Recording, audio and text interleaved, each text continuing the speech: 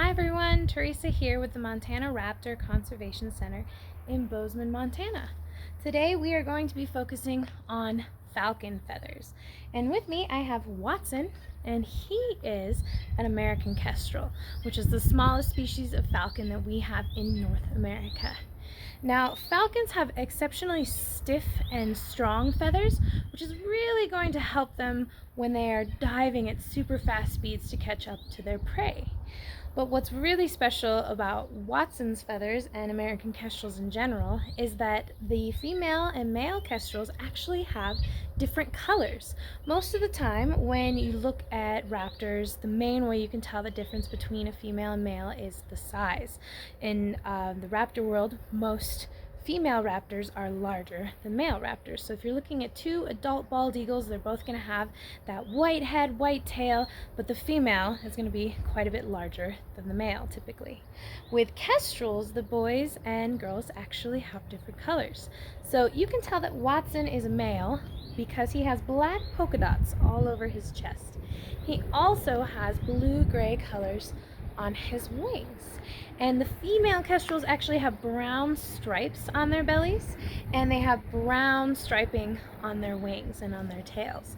So the males need to be a little bit flashier to catch the eye of a potential female mate, and then the females actually want to be a little bit more brown and kind of dull colored so that they can blend in and camouflage when they are sitting on the eggs in the nest. So they definitely don't want to attract the attention of a predator.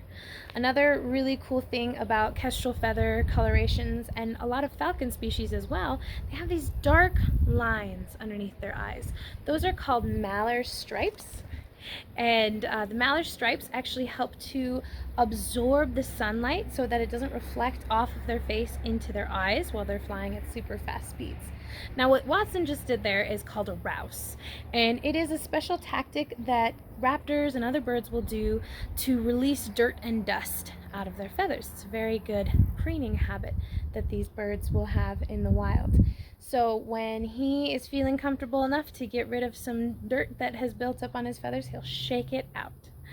Now, birds actually yearly will release old feathers that are kind of broken or damaged, and then they'll grow in new feathers, and that process is called molting. So right now quite a few raptors, including our education raptors, are molting out old feathers that they've damaged over the years, and then they're molting in brand new ones so that they can have some nice strong feathers to help them in their flight. And when they grow in new feathers, especially the big flight feathers like the primaries and secondaries on their wing, they actually will become kind of like a pin. It looks kind of like a straw, a really small straw for Watson's case over here, and actually fill with blood and nerve endings as the feather's growing out. So it's actually a living part of them, and then once their feather has formed, the nerve endings and blood will recede back into their body, and it will no longer be alive. It'll just be kind of like our hair. It won't be a living part of their body anymore. And then once it has been about a year, or maybe a little bit more for some feathers, they will molt out that feather and then go through the whole process again.